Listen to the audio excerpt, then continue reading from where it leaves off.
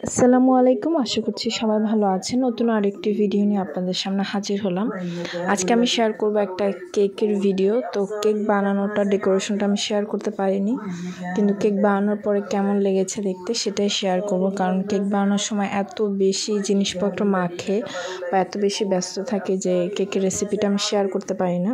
তো প্রথমে তো দেখতেই পেলেন আমি স্পঞ্জ অরেঞ্জ ফ্লেভারের কেক তৈরি করেছিলাম 2 পাউন্ডের। তো সেটা তৈরি করার পরে আমি স্লাইস করে তারপরে ক্রিম দিয়ে ডেকোরেশন করে নিয়েছি। তো এটা করেছে আমাদের বাসায় মেহমান এসেছে তাদের জন্য বা আসবে সেজন্য। তোমার মামাতো ভাসুর সে তার ওয়াইফ এবং বাচ্চাদেরকে নিয়ে বেড়াতে আসবে। তো যেদিন আসবে সের আগের দিন আমি কেকটা বানিয়ে রেখেছি। তো সারা রাত রেখে দিলে খুব সুন্দর সেট হবে। তো বানানোর পরের দিন সকালবেলা কেটেছিলাম। দেখতে কিন্তু বেশ ভালোই লাগছে, সবাই বেশ প্রশংসা করেছিল। উপরে কিছু বাটারফ্লাই দিয়ে দিয়েছে, এতে করে দেখতে আরও ভালো লাগছে। আর উপরে আমি সুইট বল দিয়ে দিয়েছি গোল্ডেন এবং মাল্টি কালারের।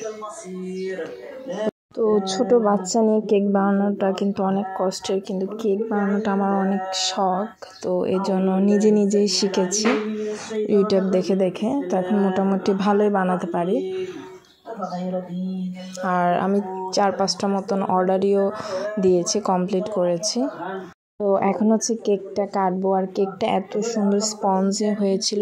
আসলে কেক বানাতে বোঝা যায় যে কিভাবে করলে কেকটা পারফেক্ট হবে।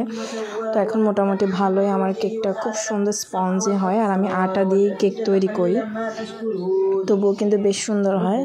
তো ভাইয়ার বড় মেয়েটাকে দিয়ে কাটিয়েছিলাম কেকটা।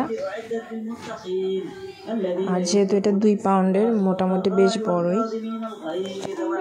তো কেকটা আমি কেটে দেখাচ্ছি কতটা সুন্দর হয়েছে এবং স্পঞ্জি এবং সফট হয়েছে।